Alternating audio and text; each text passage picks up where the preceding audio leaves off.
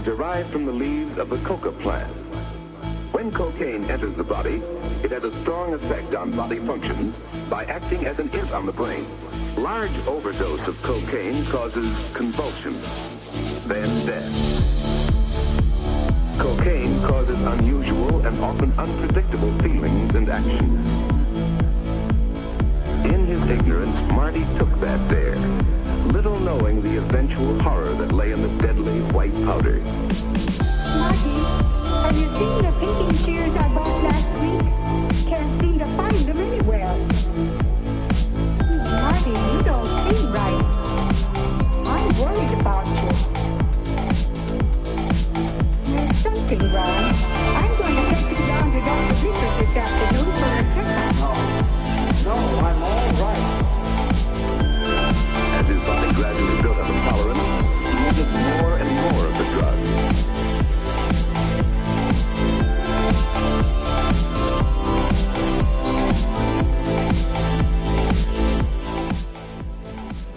All right, let's get it going here. Let's see, let me turn this down. It is 8:02 now. 8:02. Just checking in with my co-host here. It's been a minute. We went a little over there. Okay, stop the music. Welcome, Bridge Recovery 101. Kiss Recovery 101. I'm so excited about the sound effect. You ready? Yeah. So I had Ange on here, just randomly filled in. It was wonderful. I love on-the-fly stuff. Mm-hmm. And it was funny because I do re-listen to the shows because I just like to hear how I conduct myself and more so make sure what I said was accurate in case I need to do corrections. Although I'll be honest, most of the things I'm just like, it was a small thing, minor thing. I'll wait and see if somebody says something. But at least it's also a great way to just, I don't do the ums as much anymore, like at all. Now I just put it out there, Mike. Now I'm going to start that again. But anyway, when she came on, and, you know, I came on the show, and hi, Kiss Recovery, and then all of a sudden there was this sound. Kiss Recovery 101. I was like, where'd that sound effect come from? That really was a sound effect, by the way. That was just Ange making the kiss sound, right? So I was trying to like prepare myself to do it last week. Yeah. No. It didn't sound like that. Right. So that's my new sound effect I'm gonna add in. You're like, okay, we might need to get a professional recording. Yeah. And so now it just sounds more professional. Welcome everybody. This is live Bridge Sky. You're listening to Kiss Recovery 101 Sundays, and I'm so excited. My special edition, Women versus Men, with the steps.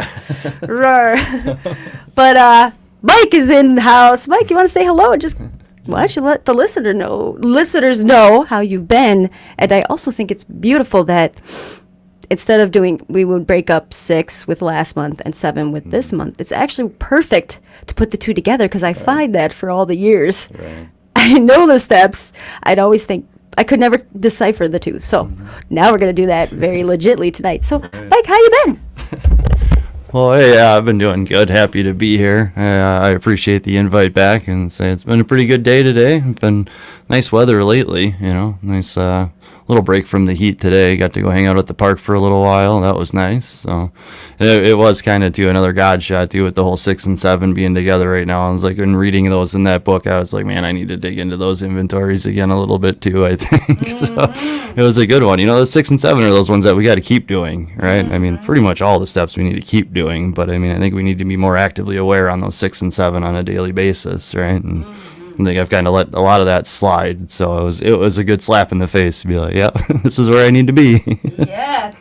Okay, so when you think of 6 and 7, what comes to mind? Like for me to really, when I was starting to do the Back to Basics workshops, right? Mm-hmm. The best way to learn something is to teach it, right? Mm-hmm. So that's when I really had to get thorough with things. And I remember things when there's like shorter versions. I call them Cliff Note versions. So for me, I have like 2 keywords for each of these steps that makes me remember, started to really understand the difference between the two. Mm-hmm. So when you think of 6 and 7, and you're just, maybe it's a newcomer, somebody new listening. Oh, that's the other thing.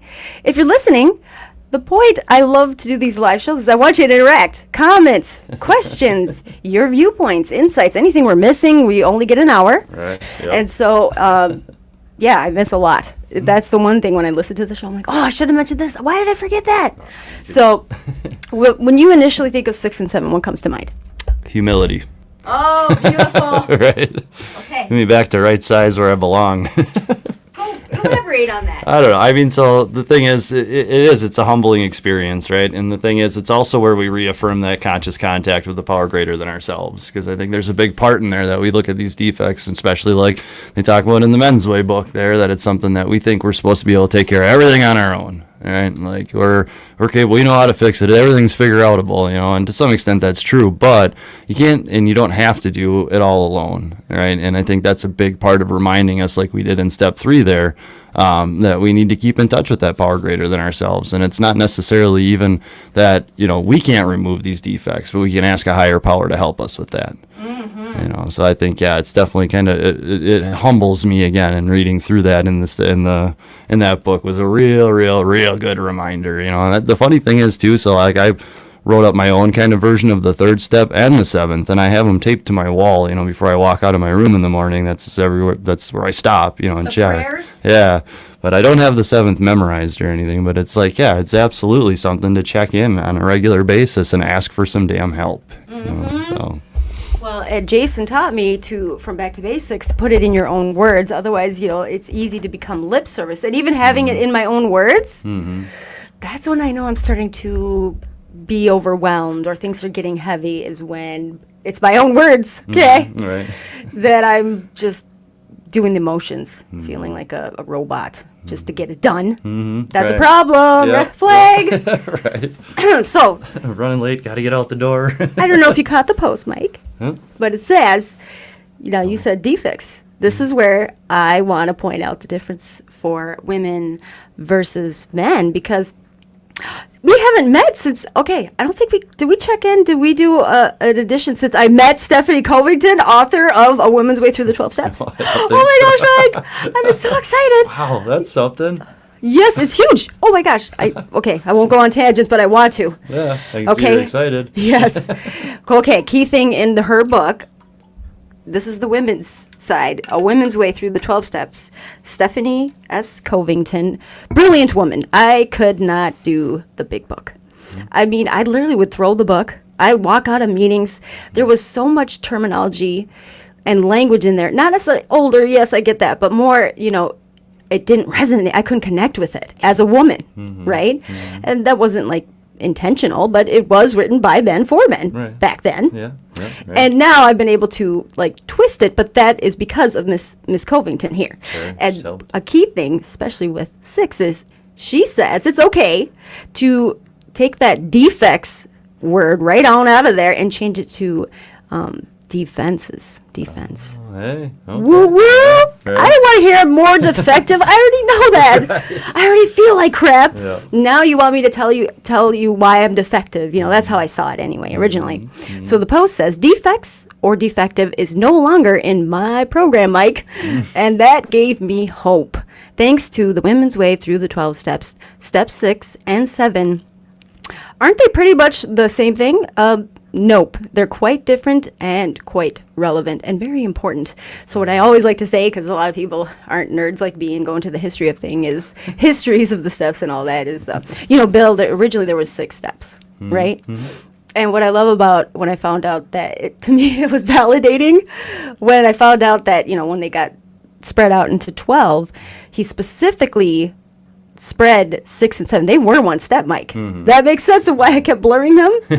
But he made a point to split them off into 2 because he noticed he did not want people to rush through them.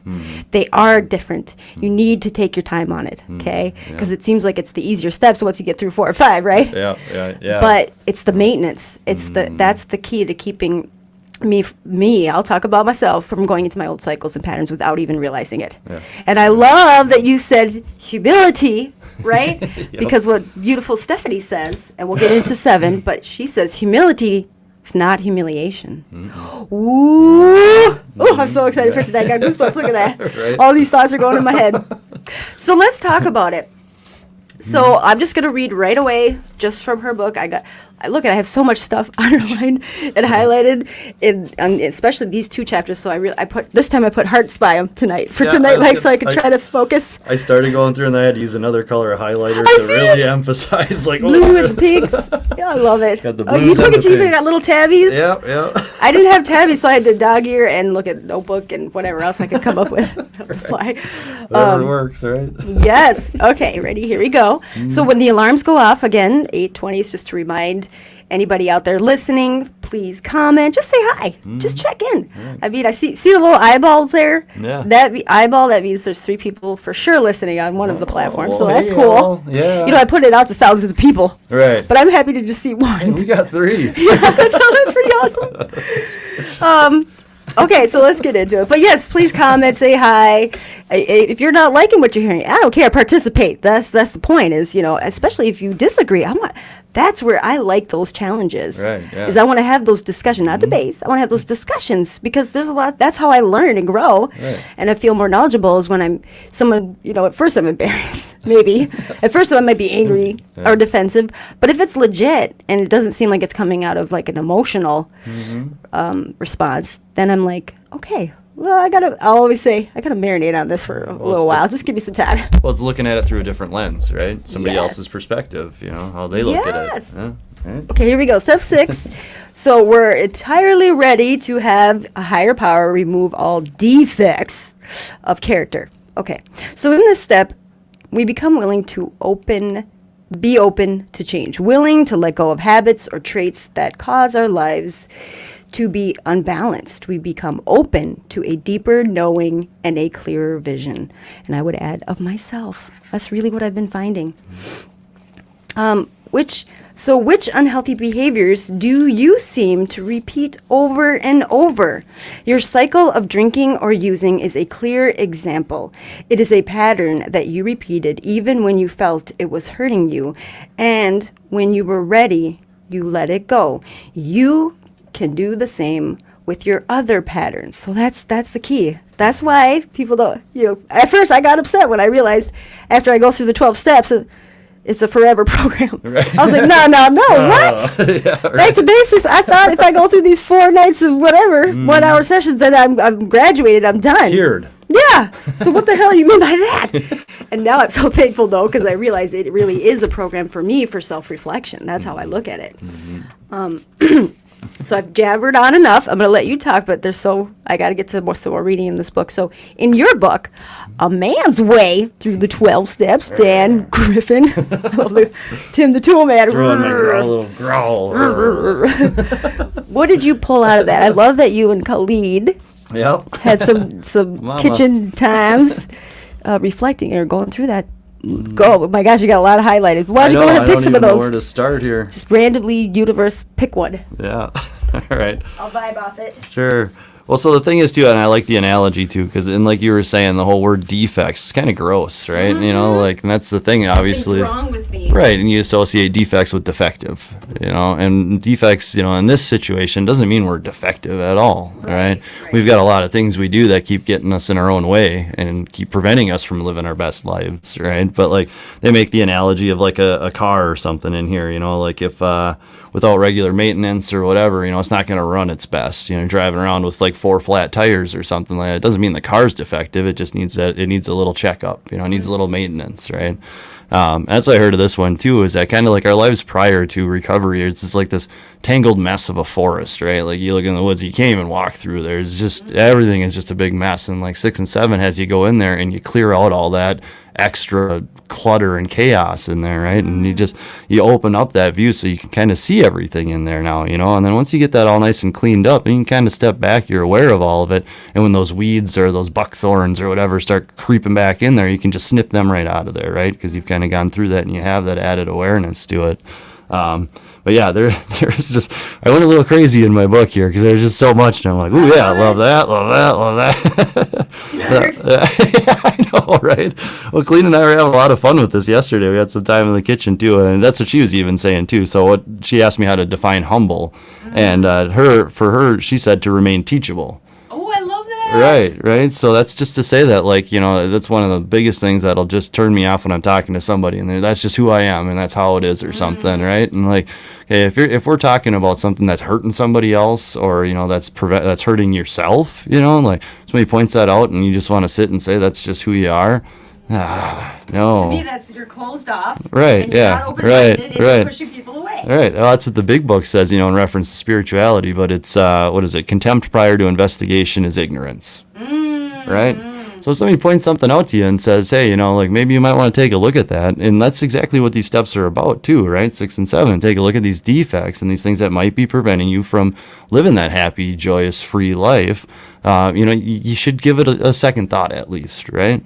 And that's beautiful in your analogy too. I loved because the brush and the stuff that's in the way and the fork, that's painful. Thorns and stuff, you get hurt. Right. I'm thinking now when you think of the logistics of it, when I'm not doing those things, I'm falling down, I'm getting hurt. I had bruises waking up. I was loss of teeth. I had black eyes. Like it was not that literally physically painful. Right. Yeah, it's both literal and figurative, right?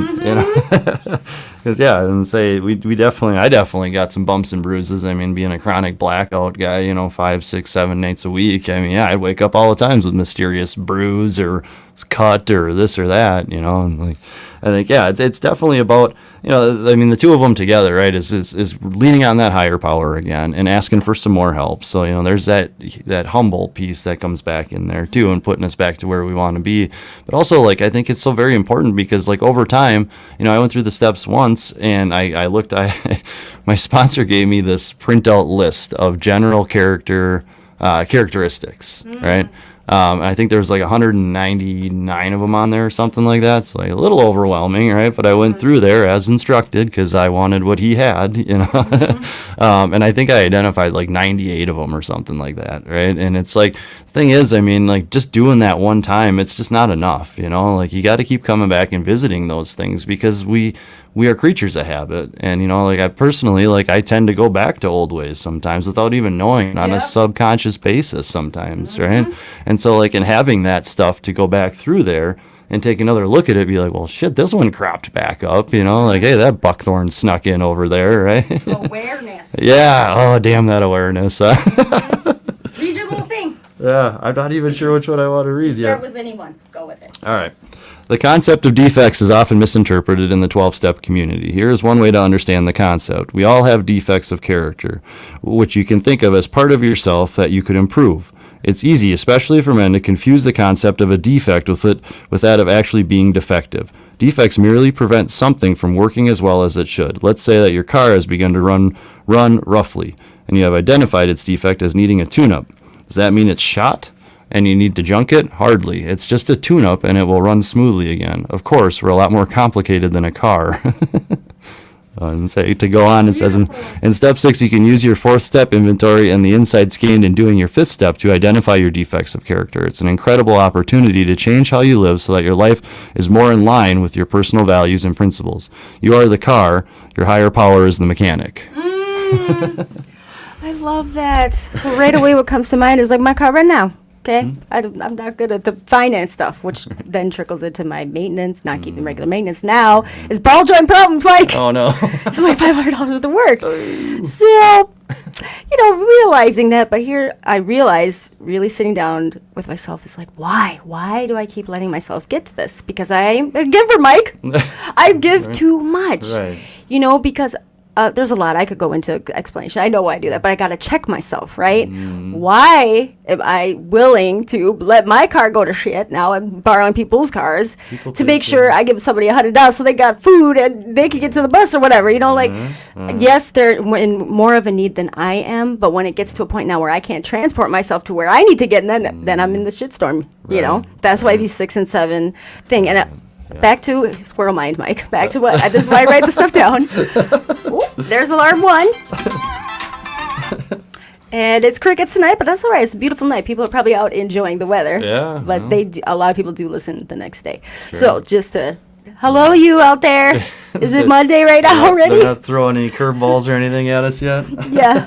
Well, and I do three different platforms, so I find that some of them don't like to work. Anyways, my point was, I'm so excited. It's so great to be back. I just love talking about the steps because that's my jam, and I'm always able to take away something. But back to like tonight, Colleen, that's a pearl for me because I love that she says being humble is like a word teachable, which now with this beautiful program and these steps, especially right now when things are challenging, I can look at being humble. To me means being teachable, like she said, which is I will ask my higher power, the universe, spirit guide, what is this trying to teach me right now? So right now I'm a little struggling financially, right? But it's okay because it does humble my ass down. So what I'm doing now is I have to set boundaries with folks and say, man, I cannot come out all the way to Minneapolis to do this. Or if I'm going to do it, it's going to be one day. I'm going to be doing all the runaround. That's it for the guests, you know, whatever. But it also, in my own home, makes me have that, I just call it eating humble pie. But I'm like really mindful about like the groceries that I'm buying and planning meals. And now my kids they think I'm just giving them lessons about being more, conserving their food, not wasting food for the poor, but they don't realize it's like important too. We don't have a choice because we're conserving our own goddamn food. Sorry. No. Okay, but those are good lessons, though. But really, anything that's challenging for me now, I look at just say the word challenging instead of going into the depths of darkness. It's like, why me? Pity why am I so stupid? Like I'll beat myself up and blame myself. I'm always blaming myself. I don't do that anymore. I'm like, okay, well, this is where it's at. Well, that's not productive. Let's just reevaluate the budgets. Right. Oh, that's why. Okay, maybe I shouldn't have just gave them $40 and now I realize I've been trying to write stuff down and keep receipts and stuff like that, but still, I don't know. My heart is just like, it's like, what's the right thing to do here? I break my own rules all the time. I break the rules of sponsorship and mentorship all the time because in this moment, I'm not going to let this person go back and sleep in their car. Right? Like I'm going to take them to a place, like in that moment. And now, today I ain't going to no barbecue and I'm just not going to ask for a ride because I knew I needed to ask for other things anyway. But I wanted to say really step 6 for me that I love that she says is it's turning inward. Have you heard it's an inside job? Right. Yeah. 100%. Absolutely. So think of step 6 this way. What do you most want to change about yourself? Okay. Your list of patterns might include some that many people share. Excessive guilt, perfectionism, people pleasing, blaming, self-hatred, passivity, or dishonesty. You may have been emotionally distant or shut down, controlling, judging, or overly responsible. Maybe you want to be more assertive or self-accepting or sexually honest, or perhaps you want to be less dependent on your family or less critical of your kids. All that, Mike, is me. All of it. You might want to just pick one or two at a time, Oh, I had to break that down. Now I can at least, But all of us want to change patterns that harm other people and cause us pain. But seeing our patterns and doing something about them are two very different things. Bravo. Most of us discover that a pattern doesn't change just because we can see it. We must also, here's the big word, we must also be willing to surrender it, to become entirely ready to let it go. When we do, we find a power greater than ourselves helping us. So step 6 for me, 2 words, ready defenses. Okay? Yep. Okay. Anything else? You ready to move on to 7? Because we already had the alarm, which means we're getting halfway. Yeah, no, we can boogie on to 7. Oh, trust me, I still have more hearts, but we'll just skip the hearts. I almost said 11. I'll just head right over to 11 here. Okay. And see, I'm going to skip. I'm just going to skip. But seriously, this whole book is just amazing. I still, every time I go through it, I'm finding more hearts and more underlines and more stuff because it does. And just to finish up for step 6, it says awareness before action. Many times we become aware of a pattern long before we're ready to let it go. This can be one of our greatest challenges. It's common to have a love-hate relationship with our awareness, definitely. At first, it can be a great relief to finally become aware of our underlying motives or patterns. And mine are buried really deep, way deep. I see a therapist once a week. That's been helpful. Because that really brings that deeper awareness that my mind disassociates from. My brain still does. So, but it's common. Okay, well, it's like a light. Okay, here, I love this part. Okay, it's like a light going on, that aha kind of feeling. With a new awareness comes a fresh sense of hopefulness. We can change. That hope can quickly wane, though, however, if we realize that we're not yet ready to act on our new insight. And so, let me just go to the end here. Well, I guess I would just say, for me, it's step 6 is that awareness before action. Okay, it's a part of it, but we hear people say you talk the talk before we walk the walk. So, for me, I do spend more time on 6, and what I find is, what she's saying is, if I wake up the next day and I find my brain still thinking about whatever it was that was, step 6 that I was trying to ready, and I thought I removed it, then I know, it's underlined, it's deeper. I need to get it out to another human being. That's for me, or maybe it's something so heavy that I'm like, okay, well, let me process it, write it down. Yep, definitely got to talk to a human being. Maybe a bit much for my roommate, so I'm going to save it for Thursday when I check in with my therapist, because it's really heavy. Yeah. But most things, I'm happy to say, through practice, progress, practice, is... that doesn't happen often, and at the root of it, even talking to another human being, I find that if that isn't solving it, that's when I need to go back and do a step 4. Okay. Right. And that's why it's key that I have a sponsor that I connect with and have that unconditional love and no judgments. And that's important. And it doesn't have to be a sponsor, whatever label you want to give it, a mentor, a guide, someone though that you trust and loves you and you have that connection. Whoever it may be, I definitely recommend someone in recovery. Hey, that rhymed. Okay. So you look like you got ready. Are we ready to do 7? Yeah. Let's jump into it. Right. And do you want to start us off, man? Men over there? Sure. Yeah. Step 7, humbly asked him to remove our shortcomings. And obviously you can swap out the him part of that, right, Bridge, I imagine? I've done that. Yeah. Fair enough. Look, and I wrote source, the creator, or universe. I like it. Yeah. Well, and see, that was the thing too. Somebody made the analogy with 6 and 7. It's kind of like playing whack-a-mole, right? Like, you get one knocked down and you think you got it squared away or whatever, but then something else comes up and surfaces, right? And like you're running through that whole list of all the different things, that could apply or whatnot. And then it's awesome too, though, that you do have that awareness, right? And that's one of those things I always make jokes about, like the dirty word awareness, kind of like balance. It's another one of those dirty words in recovery, I think, right? Because it's like, awareness is such a beautiful thing, right? But then there's other times where I'm like, I kind of wish I was one of them people that just thought I was the only person on the planet and like never even gave a second thought to how my actions like affected anybody else, But that awareness is a beautiful thing because it allows us to continue to grow, right? Yes. And like you're just talking about, like solution seeking and trying to find a way to resolve these things, and like that's what you're kind of reading prior, that entirely ready part of it, right? Like, so you have to make that decision, and that's the thing I laugh about too, because a lot of times people say like, I really need to quit smoking. Right? No, you need to say, I want to quit smoking, right? Like I really need to get rid of these defects. I really want to get rid of these defects, and like we've talked about before, spells, that stuff carries weight in the way that you say things. Magical. Right, and it's the way that you're going to process that and hold on to it too, so. Powerful. And I've been reading, because, Mike, I got some news for you after this podcast. Okay. Going back to school. Well, I'm going to try anyway. I got accepted. Doesn't mean I'm going to get the funding, but that's okay. I'm just happy that they accepted me. Right. But that's talking about consciousness and human potential is actually going to be, there's a degree. Wow. Okay. But what's beautiful is the brain, okay? So this is, the big book is so wise, okay? Well, all of them were so wise. It's important to say these things out loud. That was one of my biggest barriers was not saying these things out loud because I'd write pages, okay? I'd confess them to my higher power, whatever it was at that time. Right. And that has changed. The new one I've heard is, have you heard of Gomu? Gubu? No. Oh, this woman was, that's, okay, we're right. We're definitely in the hot seat. 8:30. Yeah, we're doing good. It's Gowu. So her husband's higher power is Gowu, which is God of my understanding. It's brilliant. I like it.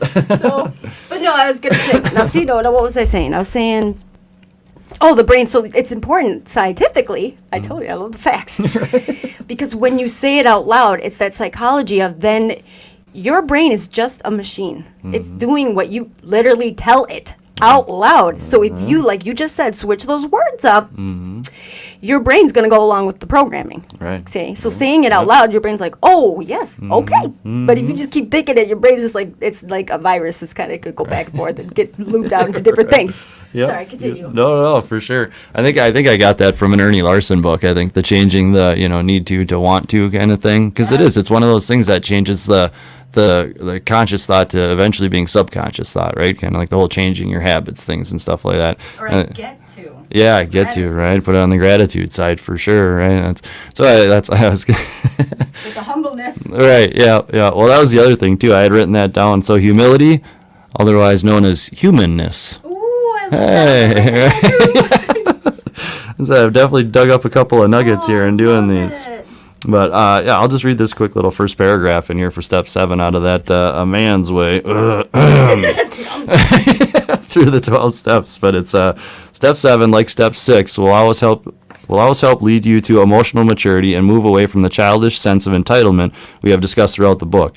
Those two areas of your life, emotional maturity and entitlement, are in fact quite connected. And that was one of those things that blew me away in treatment too, when they talked about how when we started using and drinking hard is that we stopped emotionally maturing. And I was like, oh, F you, I've lived my whole life, blah, blah, blah. And no, it's absolutely correct, I think. Like you don't learn how to properly process grief or, different things that happen bad because you just compartmentalize that stuff, and so this is, Unpacking it. Right, yeah, bringing some of that stuff up and helping you to mature and to be accountable and to understand, like your part in things and to ask for some help. And like you were saying too, I love that. Like we talked about that in the 5th step as well, is that being able to say that stuff out loud and especially share that with somebody like-minded, somebody that has some recovery, that knows what you're going through, that validates that. And there's so much strength in having another human being that really understands you and can say, hey, I get it, I've been there, or, this is what I did with that. And that is the kind of stuff, that's the most beautiful part of the connection of the recovery community, I think, right, is when you get somebody that really, really sees you. Like I come into this whole program in recovery and I think there's nobody out there that's anything like me, right? And I guarantee there's hundreds of thousands of people, millions of people maybe, that sit in their addictions and their problems and they don't want to ask for any help because nobody's going to understand them. But it's not true, and you'll find that out if you do. Start putting yourself out there a little bit. Start listening in some of those meetings and whatnot. Okay, I'm going to take it to a dark place because that makes me think of when I would say that. Like, no one's going to be able to understand me. Really, my deeper, honest truth is like nobody's going to understand why I did the shitty things I did. That really dark spot of cheating and stealing and awful things that I thought I would never do. No one will understand because that's the root of my evil. That was evil stuff. So against all of my morals. All that stuff was out the window in the depths of my addictions. But I didn't want to really believe that it was a disease because so many people told me it wasn't. Right. So many people questioned it. So if everybody's questioning it, then, so I blamed myself, and I still, to that day, it's easy for me to do that. But here's where I'm at now. Okay, I haven't really said this out loud to many people. I'm in this weird stage. This happens in the summer. I'm a Leo. That's what I'm saying. I think it's astrology thing, but I'm in this weird throes of digging deeper. And I have safe people so I'm able to do that. Here's where I'm at right now. When I'm struggling, okay, this is going to sound weird to say this out loud. I have an inner circle, my tribe, my ladies I trust with my life. I got their back. I know they got mine, right? Here's the twisted part, I'm confessing some stuff. I got 3 years. Okay, I've spent 3 years building this beautiful family, and I'm so thankful for them in recovery. Here's where my brain goes to, or here's where I don't know how to explain it, but I'm going to this place where, these people now, I've set boundaries. There's only, I'd say on my hand, one hand here, Mike, few people from my past that have seen the dark side of Bridge. They saw Bridge in all her severe depression, trying to kill herself. They saw Bridge stealing and doing all these stuffs. They saw Bridge like I would never want anyone you've ever seen me. Okay, I mean I couldn't even look in the mirror. The things I did and said, and so on that coin, I'm like, but these people have not seen Bridget's dark side. I wonder who would really show up, especially when I'm confessing things. Like if I went back out, because you know it happens every day in our community, and a lot of people don't make it back. That's what's scary. So when that happens, when they don't make it back, then I question my own stuffs. And I was thinking to myself the other day, like, what if I did go back out? First of all, it'd be a miracle if I came back, because let me tell you, if I made that choice, it'd be intentional. I wouldn't be coming back. Okay, you're not gonna find me. So that's why I know that's not gonna happen. I told you I'm going to dark place, Careful Mike. with But I'm your being words, honest, young lady. But here's the thing. I was thinking, though, let's say something happened, okay, and somehow I went back out and came back in, okay? I don't know, or I was out. First of all, I don't know who would actually come. I mean, a lot of people would probably show up to come try to pull me back in, right? Kicking and screaming. Right. But they'd not seen my dark side. So these people that have only seen my love, service, I get a little sad, I cry sometimes, like whatever, never seen me evil. And so, like you, for example, let's say you, okay? I'm dark Bridge. I don't know if you'd be. I got the mask on. I got the guards up. I don't know if you'd be. I don't know how much a person could take that loves me now today of what I had become. That's my biggest. I don't want to ever go back there, but who would give up on me really quickly, and who would really be. And I don't ever want to test that. But that's where my brain is going into negative town. Like, but really, who's really there? It's like I don't know how to explain it. So here's what I did. I reached out to one of the 5 people because he had seen my darkest dark days. Okay, he doesn't have a choice. He's going to be in my life because he's the father of my 2 youngest children. Not naming any names, you know who that is. But he's a genuinely good person. He's a good spirit and a soul. Like he's the person that I always wish well for. I always wish well for the 2 dads.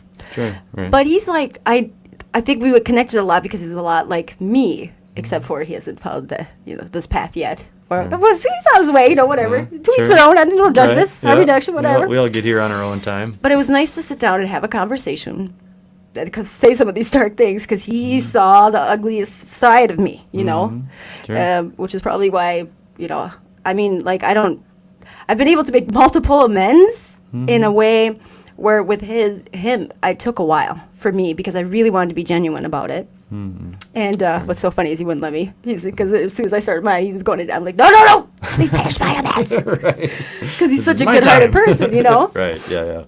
But it was nice to be able to confess that, confess this what I'm saying now, and. Well, he still said some things, he still rubs me the wrong way. That's what red flags with the exes. But it was nice to get that off my chest in the sense of, I think no matter what, if I really went to the depths of hell again, he would be a person that I wouldn't feel scared to reach out to because he's already seen that ugly side of me. I would be scared to reach out to you, Mike, because I don't know what you would think of me if you saw me struggling at my worst, It's not for you to worry about, though. I know. I'm probably still reaching out. I tell you, you don't get to look through these lenses. I see your energy right now. I see the love in your eyes. Right? Yeah. No. But seriously, the worst thing you can imagine of me, that's probably what I look like. No. So, anyway, I went on a tangent. All right. Let me just go on to. Okay, I'll let you respond before I say the 7. Yeah. Respond to that. I don't know how you're gonna respond. I just had to get that out. No. Thank you for sharing that. There was a lot in there. Thing is, though, first thing I think of is, close that damn door and put a lock on it, because that's a decision that you get to make, right? That's within your control if you wanted to go back to that place or not. Oh, yeah, 100%. Right? But the other thing is, too, though, Bridge, I mean, I love you, right? And that's the thing is, just because we haven't, the people that you care about or care closely, just because we haven't seen you at your worst, doesn't mean that it changes anything about how much we love you at your best, right? And would want to do everything we possibly could to bring you back here where you belong, right? And the thing is, too, I mean, I can't make any promises or say who's going to show up or how they would show up or what they would look like when they did, you know. But the thing is, like, you have been there for so many people. You put yourself so far out there. I mean, like you were just talking about, and like, you know, helping people out and showing up and being there and whatnot. And like, the thing is, you know, like you've seen some people in some pretty awful places, right?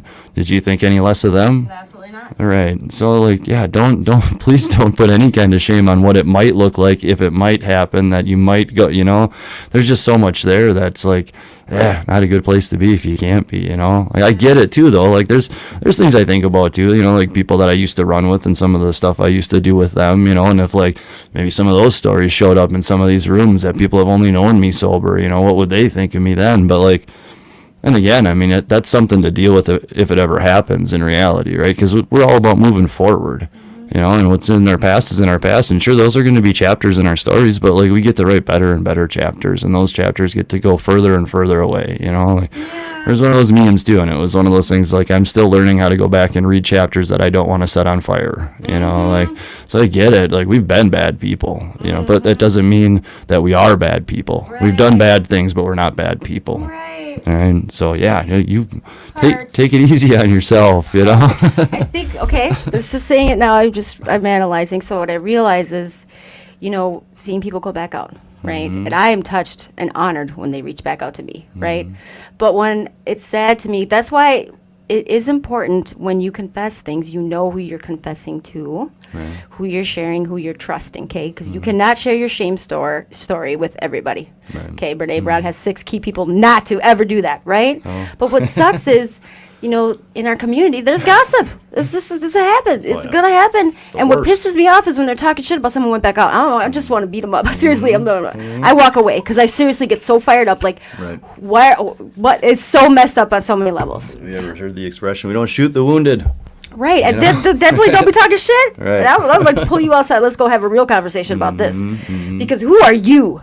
And then you're spreading that around. Like, what is, you know, I mean, I know what's wrong with them, right? You know, it's something within them. Right. But at the root of it, it makes me feel sadness. And because I definitely, like you said, would never judge anybody. In fact, I think they're more beautiful the fact that they reach out to me. Right. And I think I'm just in this vulnerable place because I'm struggling so much financially. I did get accepted to this college, this program I awesome. wanted, but I don't have the... How is that secondary? You know, Well, the like thing is, the buddy financial guy aid that, piece, it's going to be a minute. Right. But what's nice is I know that light's there. I'll get all my stuff in. I know I'm in. It just might be, I might have to wait till the next spring, whatever thing, which is cool. just a couple pieces left to put together. Yeah. That's all. Right? So, but like, it just sucks when, you know, I realize I can't give as much as I want. Then that's when I really got to look into myself and reflect. So that's kind of where I'm at. All right, sorry, moving on. Step 7, we'll just zip through it quick. And, you know, if you want to come back on, we could always have you come back on sooner. We might need to. Because, we missed last month, kind of. Yeah.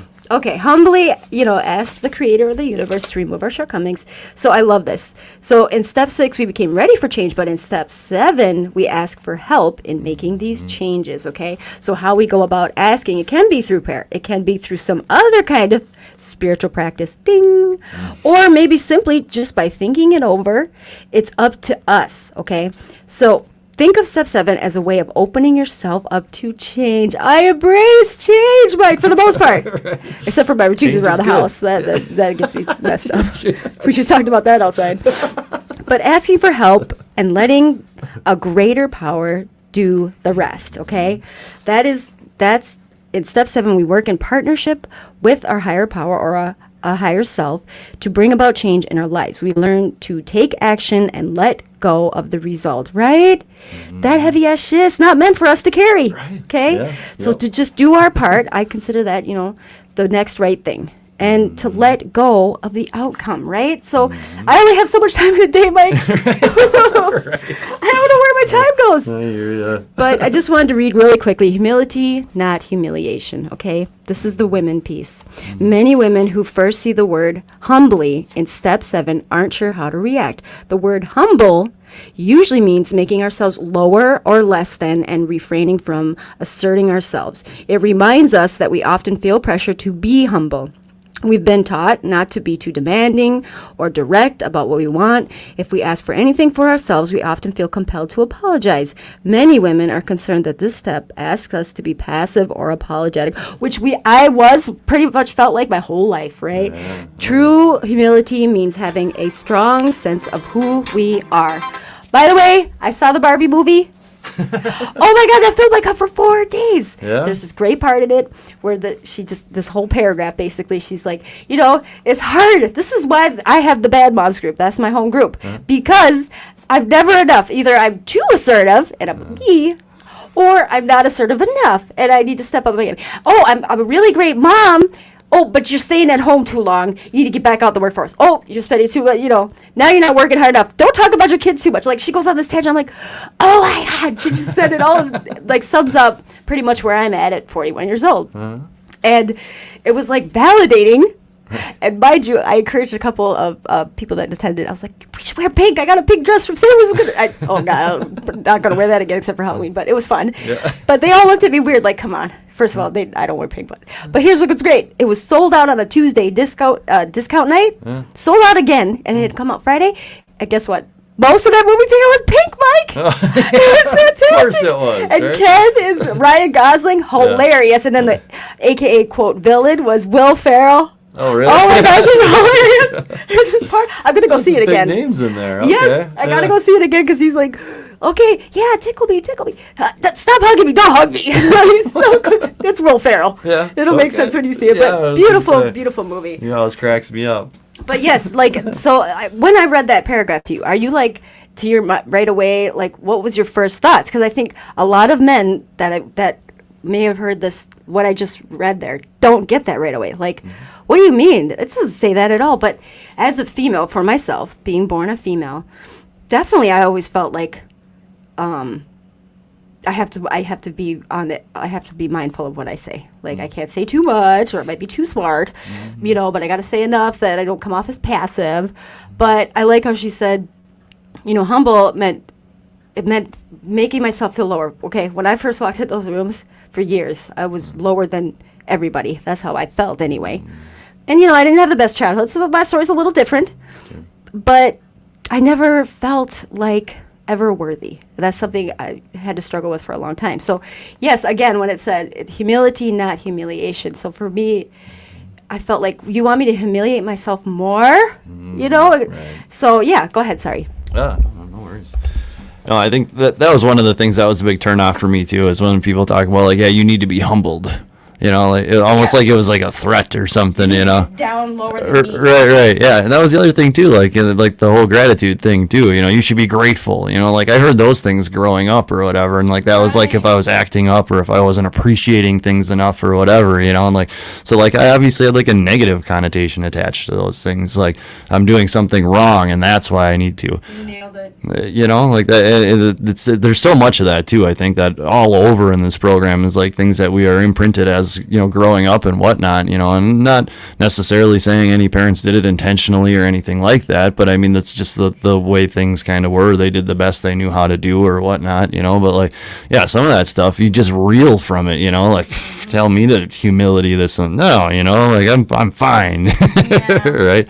But like, yeah, I think that there was a lot of that stuff in the program coming in early on that it was like, yeah, I was already like resistant to it because it's like, no, don't tell me how to do this or do that. Right. But the funny thing is too, I mean, at the end of the day, I didn't come into these rooms because I was on a winning streak, Right? Like, I've heard that a few times too. And I mean, when I was down in treatment, I definitely had all of the desperation of a drowning man, So like, even if these guys in this cult that were telling me all these steps and things I had to do, I was like, well, I don't know, they look pretty happy, so maybe I'll just give it a shot, but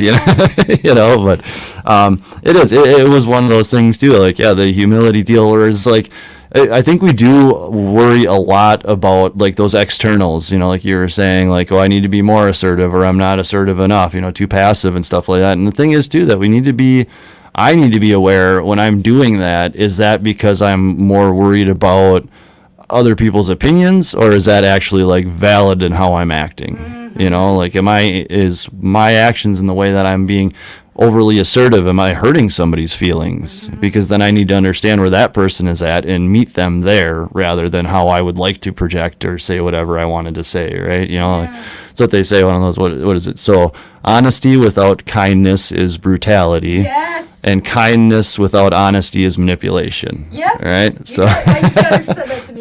yeah. I love that. But yeah, that's the thing too, though. I think like the whole humility piece is, for me, I sum it up as like, one, being willing to be teachable and to learn things and to look at my part. And more than anything else, what I love about humility is the ability to laugh at myself now. Yes. Right? Like when I'd be working on projects or I'd be after this or that or I'd do something wrong, I would absolutely beat the hell out of myself. I would be down, I would be angry, I'd be bleeding on people that didn't cut me, it would just carry on, right? And there'd be those waves of it. But at this point, like it's humble, like to where like it's a good thing. I like it, like, I mean, you're just talking about your car, my like computer on my truck blew up like 2 weeks ago. It just went haywire. It was so hard to explain. I'm like trying to talk to people about it and like, it's doing this and it's doing that and it's doing that. And they're like, what? Right. Blank stare. Oh, look, we got comments. Holly says, hi, Bridge and Mike. You know Holly. Hey, hi, Holly. Hey, Holly. Facebook user says, facts.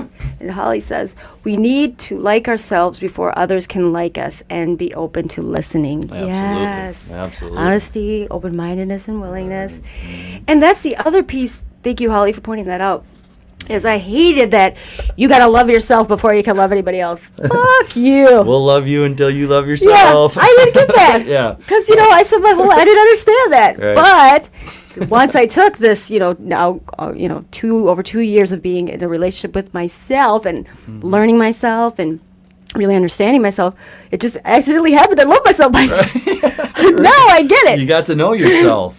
But knowing how that term set me off the other opposite direction is, so when I work with women and when I work with people, I make a point to say things that I felt a connection with, and still to this day, because a lot of the affirmations still are annoying and like just unfeasible. Like I like to listen to motivational talks. Well, a lot of them aren't people in recovery, so they're in la fucking land, I think. So that's why I like to talk about those things. I share them on this podcast in recovery because I can flip it in a viewpoint of how a person in recovery gets it. And one of the wisdoms, I just love Oprah. I grew up with her. I love her. I've always loved her. She's so wise. But here's what's so funny. I listen to Oprah. I like The Minimalist. You know what's so funny? I gotta confess this. I'm not on a higher horse or anything. I'm sorry. People in recovery, us, Mike, everyone that's gone to the depths of hell. Okay, there's just a deeper level of life that we understand. I feel like that normies just never understand, you muggles. Right. So they don't get any deeper. but what's funny is, the wisdoms and their aha pearls, and everyone's like, Oprah shared this, and the minimalists did that. Guess what? They're all in the fucking steps, Mike. That shit was written in 1938, right? They just reworded it and put it out a different way. But we already knew this stuff. Understanding it. So like, I remember the whole like, what is this teaching me and all that. I was like, like, well, like, that's step 6. Right. Good job. Yeah. It's a joke. There's somebody that I work with that we were out on the smoking patio or whatever, and like people are talking about their problems and stuff, and I always have some kind of adverse way to throw it at them, or a different perspective on it. And there's one gal that she calls me Yoda. Oh yeah. Like, no, it's just stuff I've plagiarized from different things I've read in the program, because we have to do the work so that we do have a chance at being, happy, joyous, and free, right? Like, that's that whole awareness thing. Yeah. Like, sometimes I think it'd be better to just be a normie and not ever have to figure out who the hell I really was and just keep skating through life and just being happy on that surface level. But, like, man, there'd just be so much that you would be missing, like to be able to see it on this side now and to have done some work and to figure out what getting a little deeper looks like. I mean, that's where that whole grateful alcoholic thing comes from, right? Or grateful addict thing. Because it's like, it's the drugs that burned our lives to the ground, or the drinking. But because that happened, obviously terrible, unfortunate, very bad stuff there. But because of that, it spurred us into this whole different way of living, right? And different way of looking at things. An awakening. Yeah, right. And that's Awaken the your piece. spirit. Yes, the awakening, and a lot of, again, the stuff that I've been getting into, that like you can have this awakening. Well, a lot of people in recovery, we had that. Here's what's sad though: if you're not doing whatever program, it doesn't have to be the 12 steps, but if you're not I find if I'm not constantly working on myself, that awakening goes away. Right. You just become a human being again, back in your set routines. Right. Change is not Yep. fun and comfortable. So that's why I like to do the learning piece. But wise one, you are, Mike. I might throw that out there, Star Wars fan. But I'll wrap it up because we are running out of time. And I luckily I have a lucky number 7 beep, so I kept them shorter. It's 8:54. I know. See, that's why I said the steps. We could go. We could literally do it every week. Right. Okay. It says, my mistakes, and this is step 7 again. My mistakes are simply my mistakes. They don't define me anymore. I like going along with what you said earlier. Right. This distinction is crucial. When we are defined by our mistakes, we are humiliated. But when we can see them for what they are, just mistakes, ooh, goosebumps, then we can humbly forgive ourselves and ask for help to do things differently next time. And that is 100% one that finally, I was in the Women's Way through the 12 Steps Wednesdays, still going on, thanks to By Spouse of Mercy, Blade. Wednesday, once that finally sunk in and I really understood that, I could finally allow myself to forgive myself. I wouldn't allow myself to forgive myself. And once I really realized I was living in the past by, all those things. Yep. That's why I couldn't forgive myself. And then once I came to that realization, now today, I just realized, okay, I can't change the past. No sense in worrying about the future. But right now, in this moment, I'm going to make that choice to do the next right thing. And that's what 6 and 7 gives us. And 7 for me, 2 words, is, let's see, ready, remove shortcomings. Now, here's the best piece, Mike. Okay, randomly, I used to have multiple meditation books. Okay, so complacent. I'm like, oh, I didn't like that one. What's in this one? Oh, I didn't like that one today. Now I've given a lot of them away as gifts and stuff. But I remember there was one that I stumbled upon, and it took step 7 for me to it's quick now. I used to spend a lot of time doing my nightly inventory step 10, but it said, your higher power knows your shit. You don't have to list it all out and spend forever going through all the stuff you just did in 6. 7 is like, okay, now I've had this awareness piece. I genuinely in my heart and soul feel it. Okay, I have to go into this, remove this, and this, and this. It said in the meditation book, I don't remember which one it was. I still look through the ones to try to find it, but it just said your higher power already knows. So you're good. Just go ahead and remove them. Okay. Just let it go. Don't spend more time. I'm like, oh, thank you. Like you gave me permission. I'm gonna take that advice now, and I share that a lot. But in the beginning, I really didn't know. Everybody does their own way. So again, with the steps, it's really connecting in my own way, and what I feel connected to, and every person's is gonna be different, and that's why so passing the mic back. Sure. We'll wrap it up and then we'll do the memes. We're okay. So this in the Men's Way book, it talks about the where was I? So admitting that you don't know how to recover from alcoholism is true humility, right? So most of us do not embrace humility because we believe it's the pathway to peace and happiness. No, we embrace humility because we finally realize we're all out of options, right? And then just the last little thing. So my buddy Reggie in here, he says, asking for help had previously been a sign of weakness for me. I finally accepted and recognized that I was not able to remove my defects of character by myself. And that was a sign of strength illustrated by my growing relationship with my higher power. Well, that's what's so crazy. So now I do the Dharma recovery, right? And the last week I was there, I shared that it's still not my go-to. It's still not my go-to to ask for help. It will take me till I'm really desperate and barely making it to do it. But here's the weird flip is that I have no judgments when someone comes to ask me for anything. That's why I say to anyone I work with, don't hesitate. Right. Good or bad, bridge pops in your head, give me a call, text me, whatever it is. But seriously, because for me, I think it's just people feel my energy. By the way, there's a science. Your heart actually puts out energy up to like a field 3 to 5 feet, depending on joy. And I'm going to have all the knowledge, right? But see, I want this degree because then I'll have that accreditation. I don't really technically need it, but I have to start I'll get a lot doctor. less defects. No. But I have some bachelor's thing going on. Nice. But I think I think people feel, a lot of people that I've worked, not everybody, let me tell you, not everybody. There's probably still people out there like, she's talking about. But I feel so honored when someone shares their, whatever. For me, I felt like I was ugly. I felt like I was an ugly, dirty, bad person. So when someone feels, comes and shares their dirtiest secrets or their darkest side or they're struggling really hard, I feel so like honored. Right. And I give it, but the problem is I give too much, Mike.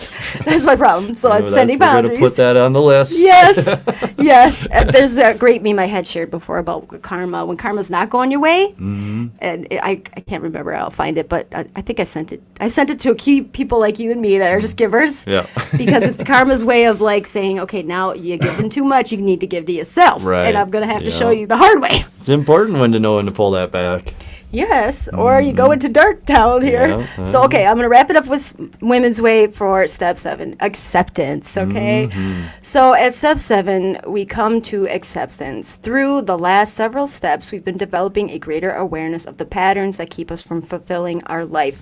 But for all our awareness, we still may not accept ourselves. Step 7 gives us the opportunity to move from self-awareness to self-acceptance. Isn't that beautiful? Sure Acceptance is the key to change. Look, I double underlined that. Yep. Acceptance is the key to change. And so when we humbly ask in step 7, we are practicing self-acceptance and surrender. We say, I accept that I'm not perfect and I don't know it all and I'm not the only one in charge of the process of change. For sure. But I'm willing to contribute what I can, and I'm ready for whatever comes next. When we ask, we acknowledge our rightful place. I haven't talked this much in a short spot of time. Kids don't want to hear about this. But I'm willing to contribute what I can, and I'm ready for whatever comes next. When we ask, we acknowledge our rightful place in the universe, both our greatness and our smallness in the vastly larger constellation of life. Isn't that beautiful? We take step 7 privately with our spiritual source, with the how, H-O-W, of recovery, honesty, openness, and willingness.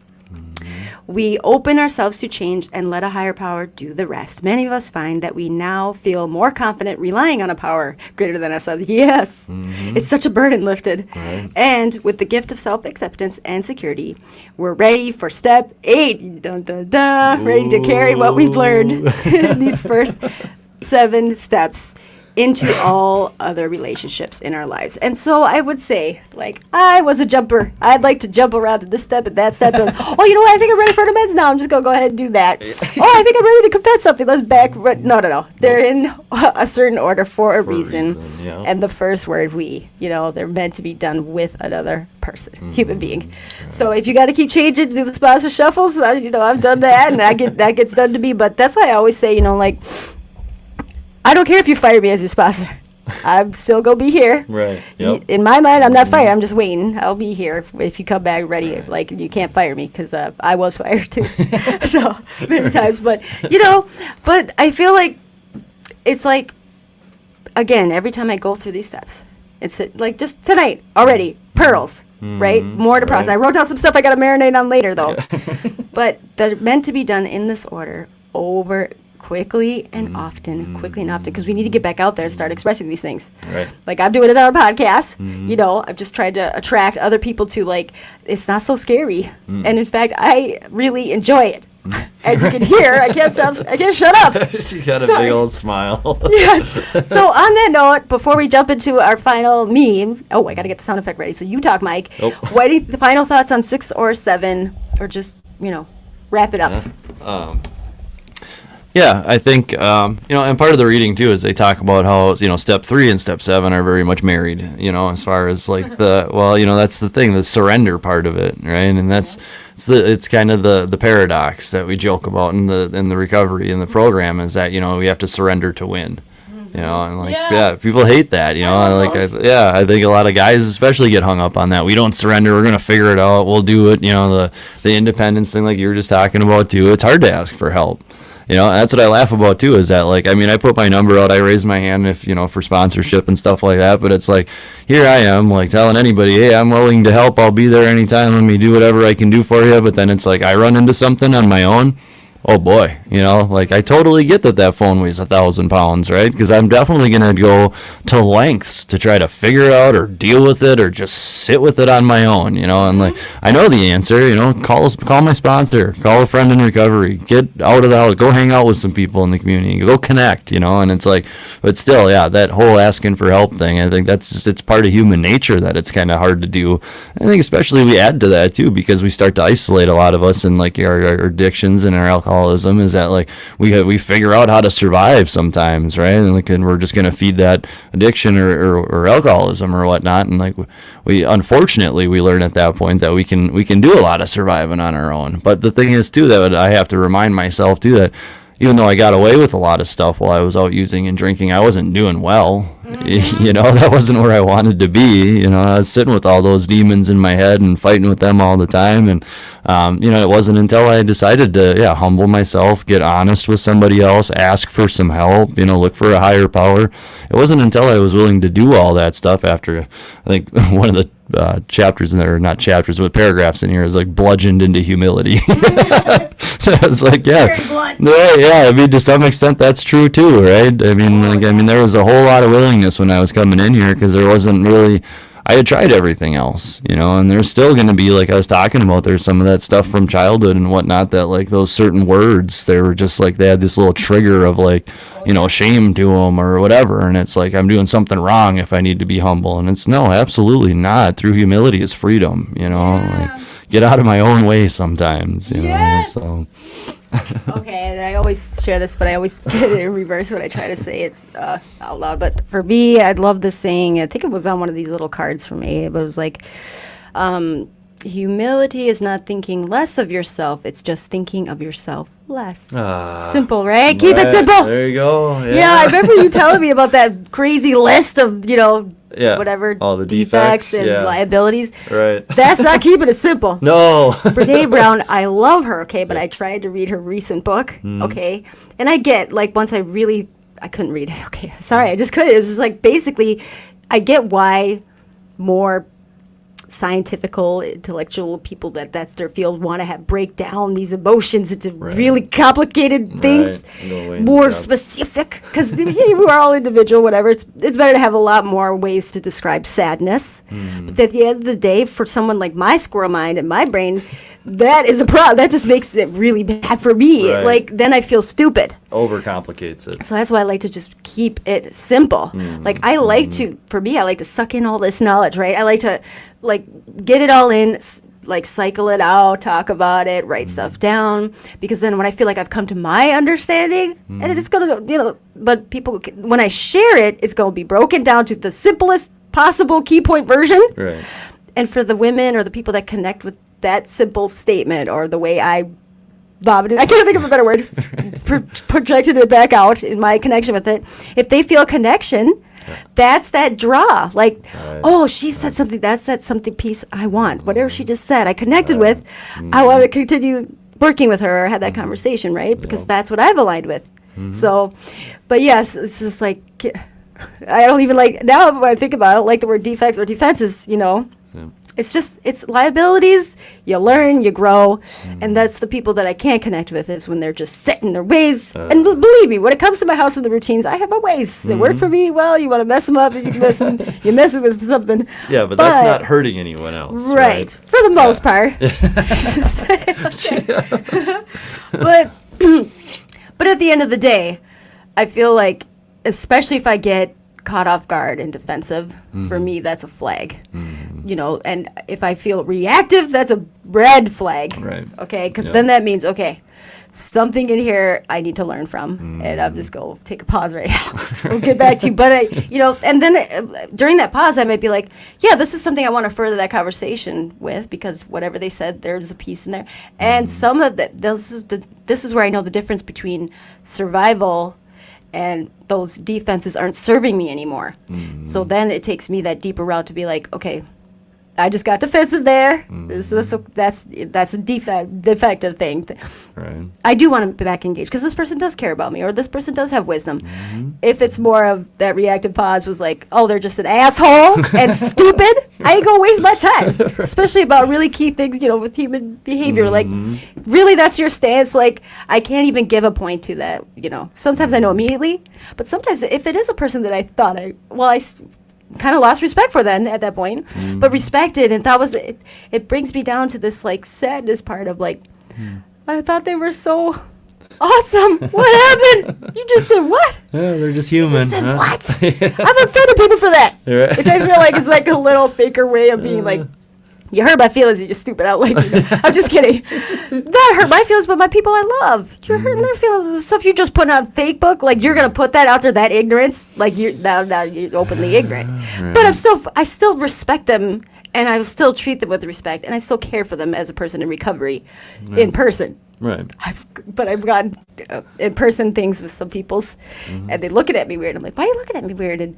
Or I had an actual phone call recently, and I didn't even remember I read it because of the politics and all that. I got heated about a lot of things for women's bodies, and I just unfriended all over the place. You had a stance, and you're putting it out there like, we go be friends on Facebook. Right. Okay, but I still respect you, and I still am gonna, end the conversation. They're looking at me weird, or they say something like, "Oh, I didn't know that we were still, okay." I'm like, of course we are. What are you talking about? Right. Oh, I unfriended you. Oh, don't take that shit personal.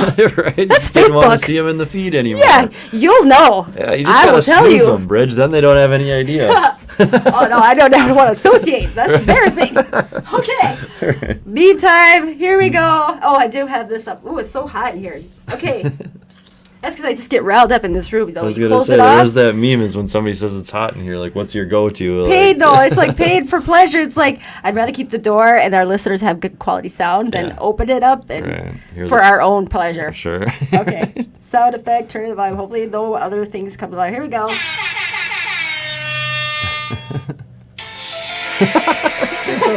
Makes me laugh every Oh, it's time. 9/11. Yeah, we are 911, huh? Well, feel free. I understand if listener, you out there, if you're still listening, I love you. See, that's unconditional love right there. Right. This is little voice. Okay. We love But our little eyeball. if you're tuned up, I totally understand. Catch the rest of it later. But here we go. We got to get to the memes. That's my tradition. Got to stick to some kind of routine. Okay, so I'm going to hide the banner and go right into it. Like I said, though, now I'm going to just keep it to a lucky 7. Unless there's something that just has to be shared. Because memes are my joy. Yeah. My sad Right. joy. That's not sad. But it's my one thing at night I can laugh or connect with or whatever. And I feel this weird connection with certain people. You share some pretty good memes lately. I'm like, see, that's why he's my friend. I go on little tears occasionally, like, hey, look at all these ones. I just Oh keep my sharing God. them along. When you can understand someone's humor, especially dark humor, Yeah. that's fantastic. Right. And I'll give Barbies props when they can. But, I'll tell you, laughing at ourselves, I've made some uncomfortable dark humor things about myself that people didn't know. I was sharing some stuff that it's just uncomfortable. And I'm like, oops, too much dark. Yeah, made it awkward for other people. Let's start it off with the great one. So go ahead, describe the scene. I love that one. So it's old, like, Renaissance or something, like back in the day, medieval almost, like women in some really nice big gowns with the big puffy shoulders and, Classy. yeah, looking very classy. And so one of the women is saying, "You look incredible. What's your secret?" And the other woman saying, "Boundaries." Boundaries! Boom, mic drop. I'll quickly Now is she telling the other woman that she needs to have boundaries, or is she saying that she has her own That's a good point. I boundaries? didn't think about that. Huh? What are you asking me about? Boundaries. Oh, oh my gosh. Yeah. Ding, I didn't think of that. Right. Okay, here's where my brain went to. Yeah. Truthfully, don't look at it yet. Truthfully, I noticed the glow. So I can't remember which book because my brain's so fried right now. There's a book that I read that's one of my main books, but it says, Sober Mom's Guide. Sober Mom's Guide to Recovery. She noticed, and I do notice it in the rooms. When you have a home group, that's why it's so important to have a home group. Right. Because you know who those newcomers are, and they're the most important people, right? Right. But within the home group, or just meetings, or just my inner circle of ladies, tribe, that glow, it's so sad when you see it go away. Right. Because of a new relationship. And they won't say it. And I was like that too. I'll cover for him, cover for the relationship, whatever. Right. But she noticed when her friend came back boom, glows back. And that's the key. Right. Finding the boundaries. You can still keep. I've seen it work. I have seen it in the recovery community. The relationships that work, right? Oh, yeah. But they have great communication. Right. They have trust, and they have motherfucking boundaries. Right. They know each other's boundaries and respect them, right? Right. Yeah, I absolutely advocate for boundaries. It's one of those things too that like it's really hard when we come into recovery because that whole self-worth isn't where it should be, right? You know, like we have all that self-doubt and whatnot, and like that's the thing too. I mean, even for guys as well, it's not just it's a gender-specific thing, you know. And it's like you come in and people will push you around. They tell you need to do this, you need to do that. I mean, it can be at work or whatnot, and when you don't have that self-worth, like people will manipulate you. They'll take advantage of you. They'll once they, especially some really shitty people, they'll see that they have that opportunity and they'll really exploit it, you know. 100%. That's the thing. It's like, and that's why in the recovery community, it's awesome for you to start working on setting boundaries, you know, just in general. It doesn't have to necessarily even be a relationship or anything. And it's like, if people in the recovery community don't respond properly to you setting down a boundary, well, then you just need to clear them right out of there. Right? But yeah, that's definitely boundaries. Speaking of Yoda, yeah, that's not really Yoda. Yeah, That's baby. the baby. Everybody calls it baby. It's not Baby Yoda, but yes, if you watch The Mandalorian, don't know that we have a one. couple of dolls at our house, and so that's where we're at. But go ahead, it's just the big-eyed baby Yoda. I can't remember the real name from The Mandalorian, but what does it say? Yeah. So he's kind of like looking over his left shoulder there, and it's the eyes wide open, and it's the text is when you're an introvert and you hear, "Let's go around the room and introduce ourselves." Oh my gosh, I is that hate you? that. Yes, I hate that. As much as I've gotten good at extroverting, and I do like it now, still when I go to new meetings or Right. there's too many new people, Right. I get that feeling in the pit of my stomach. Oh God, we gotta go around. What do we gotta say again? Oh wait, what was it? And I start thinking about it. Like, then I'm not listening to other people. That's why I like my home groups. Right. Yeah, I'm so much more comfortable with that in the rooms, but like if it's like a work thing or something and we're having a little like team building, like everybody introduce yourselves and say a fun fact. And like, Oh, go man. kick rocks, you know? Like, I just- Well, right. okay, this one's cute. Okay. It's kind of irrelevant, but just to explain, there's a cute little crocodile and a cute little fox. Right. It's just cute. That's why I was drawn to it. It's really hard to. I don't know if you can see. I don't have Yeah, my I glasses finally got on. So to on the it. top, like little, what is the cartoon strip with the cute little animals? The fox says, The fox is saying to the alligator, "It's important to acknowledge and celebrate your feelings." and then what's the bottom strip? So the next box down, it's the two of them still sitting there, but now there's a banner across the top of the room that says "stressed," Yes! and they both have party hats on, and the little fox has a balloon. I love that. It's so true. And that's what your inner circle people are for, right? right, yeah. Let's label that motherfucker. Let's talk about getting it out Right. there. Let's figure out what it is and And deal then we with can it. celebrate. Right. Boom. Moving on. Eat some cake. Okay. Ooh, I like this one.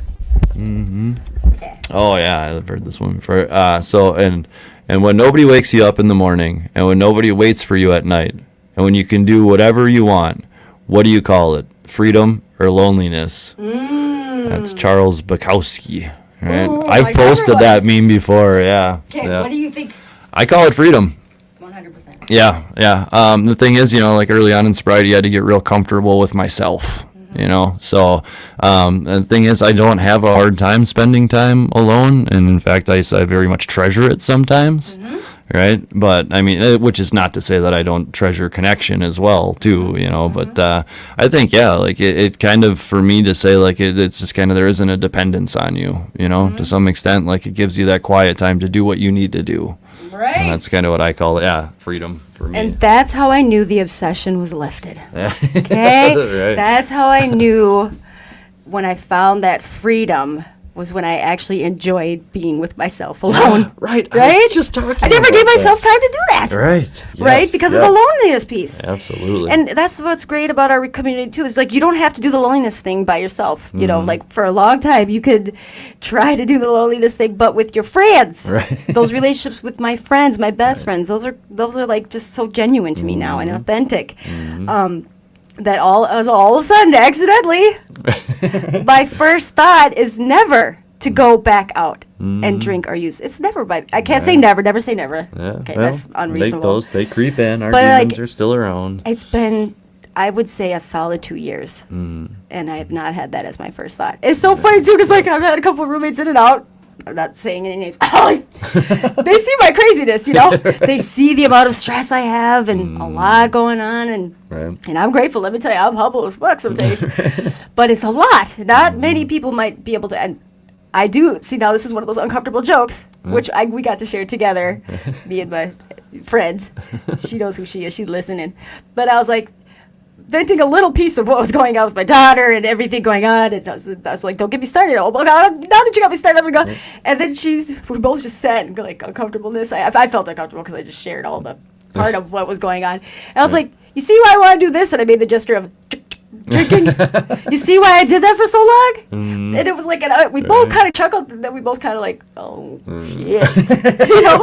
But it was great because, you know, some of my roommates, or even in my homegroup, like, I don't really cry tears. Okay, I actually did the Barbie movie, but anyway, seriously, I'm going to some things with my daughter, my only daughter. I have 4 boys. Right. So much easier. Yeah.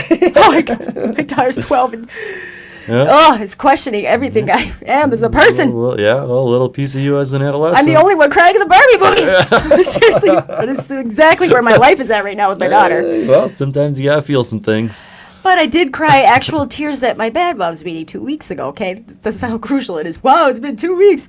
But, you know, I'll get emotional. You can hear the intensity and the emotion in my words. But I don't, it's hard for me to really cry tears, okay? I don't, this part of my, you know, okay. You're a guy, you understand more than a lot of my gal pals. Been a few times that I felt like I definitely needed to cry, but I'm like, nope, can't do it. Nope, yes, but it's such a release. And it's such a, like, finally my body's like, yes, express the damn sadness. It's okay. Lean in. But it's important. And that part of that freedom is being able to be now free with the people around me and really be my authentic self. Right. You know, it's not that I'm trying to mask anymore or lie. I always feel like I don't want to be a burden to somebody else. Right. And these 2 words definitely is key to finding a balance, because even being independent, even being strong and whatever, I hermit all the time. And then I'm like, oh, I'm so happy. But where I notice that loneliness piece, I got to find that balance is when my kids go away. That's when I'm like, okay, meeting time. We need to figure out where am I lonely or whatever, you know? Check in. Right. Okay. Just some words they got. Here we go. Words. We're almost done. Yep. Yeah, this counts for me. You know, I had posted this and somebody commented like sad on both accounts, and I'm like, I don't know how any of it's sad, but I decided to just leave that one. But anyway, so the quote is, "But it's just a dog," and then the it says the quickest way to get disqualified as a friend. Yes. Right. 100. I think. Okay, I didn't see this middle part before. That's probably why they had the sad face. Dogs' lives matter. It's kind of like a very inappropriate joke. Oh. See? I didn't see that before. Otherwise, I probably wouldn't even have shared this. See, that's the thing, too, though. It's not saying that, like, black lives don't matter. It's just saying dogs lives matter, we're not going to have that conversation. Okay, don't even have that conversation. This is a whole different thing. But I didn't see that until now. No. That's probably why they were saying that. I could see where they stand on that. But that's another conversation. But I do like this because we have Artemis, who's a black lab. She's 10 months. She's fantastic. Nice. I miss Todd. He was a previous roommate, furry friend. Okay. But it's just a dog. Quickest way to be disqualified is 100%. Right. Sorry, but some of my best friends are animals. Yeah. That fucking are loyal and love me unconditionally. I shout out to Roxy, my boxer I had. She was there for me through my divorce, through all the things. And it bothers me when people are like, "Oh, you let your dog sit on the couch?" Fuck yeah, I do. And now your ass can sit on the floor over there. Go to the kitchen. Yeah, go away. This is their house too. Yes, this is their house first. Oh my goodness. Okay. Oh, is this one for you too? Yeah. I took a lot of yours. Yeah. I couldn't help it. So there's a guy that's kind of like peeking over the top of like a brick wall there, and he's standing on like just a stack of like ladders, kind of roughly just thrown in a pile. And it says it doesn't matter how many resources you have. If you don't know how to use them, it will never be enough. 100%. Right. Oh my gosh. That was me starting at Minnesota Recovery Connection. Okay, that was, I've been at Refocus now for a year, but starting there, it was this abundance of all the, I mean, it's the mothership. I mean, I think they're the first or one of the first ever recovery community organizations. Oh my gosh, so many resources. I really had to, it took me a couple weeks to really get my bearings to calm the fuck down and do my job. resources. But actually, I think it's a universe way. Right now, I'm working with somebody. Shout out, Edge. We're starting a specific private group for women, but relevant present resources that are useful for housing, childcare, and jobs. That's it. And I'm already being an a-hole, and I already posted, we're not sharing inspirational quotes. Don't even bother sharing a resource unless you personally know somebody there or you personally recently have that. Like, because you get so, especially in a state of crisis, that's what annoys me, is all these resources, guess what? None of them are fucking resources. I called 10 people, nobody answered. So don't give me that bullshit. So that's why I wanted to, especially for women with kids. Right. That's why I lost that's a big part of why I lost my kids. Because I wasn't able to get the help when I finally opened that window. Right, yeah. Okay. Last one! Oh. Sorry. Okay, this is beautiful. Oh, yeah, I love that. Read it slowly. All right. Who looks outside dreams, who looks inside awakes. Love goosebumps. it. Yep. C.G. Young. Ooh. What do you think of that? I love it. Yeah. That's the kind of inner job like what we were talking about tonight, right? Yeah, yeah. Well, that's the thing, like we were talking about the one, whether it's freedom or loneliness earlier, right? And you were saying you get to know your authentic self and you're not hiding anymore, right? And like the freedom in it. And that's the thing I look at too, is that like it's you awaken your spirit, right? Like they talk about as a result of these steps, we've had a spiritual awakening. Like, no, I think it's a part all the way through. You're slowly awakening that spirit. You're figuring out what that soul is, you know, what's deep down buried inside of there, that quiet little voice that's been hidden for so long, right? And so you're waking up self. Right? Yeah, I love that. It's beautiful. And like that was me. I was such a thinker, and I wouldn't do the things because of fear, because of self-doubt, because of all kinds of things. So that's why I'm still so good with all the to-do lists. I have to stop myself from doing that a lot of times. I already started a checklist. I'm like, don't do the checklist, keep it simple. But I would plan. I mean, that's why I have so many ideas and all these things, but I stop myself from, nope, get your butt up and go do the things. Like, as soon as somebody gives me an idea, like, and she's a spark. Like she's my spark. Right. Lights me on fire because I need that. Because she says something like, "Ooh, I'm gonna do this." Boom, I'm just gonna do it. I don't think about it anymore. Right. I can always change stuff and fix it up later, but I got to get the action piece done first. Just start. Or I will just sit and look from outside from my window and dream the dreams of all the things. Well, but now doing the actual actions. Right. It's good to dream too, right? But not only dream. Right, like it's something. I mean, like absolutely, dreams and goals and things like that, and you can't sit and look at those. But yeah, you got to actually do the work and figure out what's getting in the way of acquiring those dreams and those goals. And it things. starts from within, and then like if you're inside familiar with job. shadow work, shadow work. It's basically again another fancy. Actually, it came before that, I think. Bill and Carl Jung, they were friends. Shadow work is basically looking at your dark side. See, I used to think it was like witchy stuff. Yeah. Because of movies. But shadow work is looking at that, the dark thing that you can't, the skeletons. The dark side of yourself. It's the dark side of yourself, right?